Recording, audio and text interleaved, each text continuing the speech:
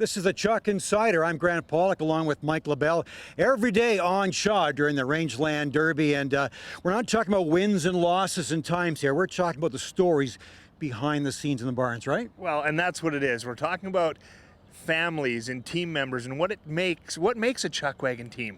What makes these guys go around the figure eight and around the track, and it's a ton of fun. You know, a lot of sports is talking about family lineage, and of course in chuck wagon that's true. A lot of drivers do it, or outriders, because their dads did it, their grandfathers did it.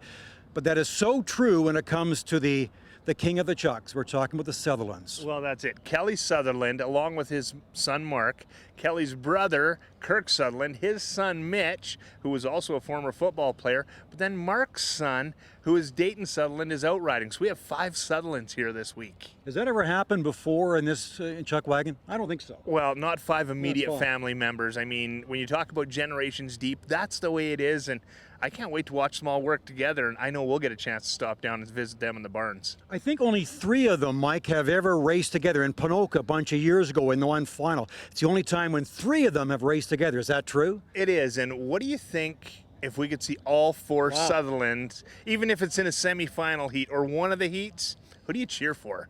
If you've been watching the chuck wagons for a number of years, you know the name Kelly. Of course, he's the king with the the eagle feather in his hat and the thumbs up to the crowd. But why has he stuck around for so long? I believe this is his 34th or 35th Rangeland Derby. That's a lot of years for a 64-year-old guy. Well, why is he stuck around? You talk about 12 World Championships, 12 Calgary Stampede Championships.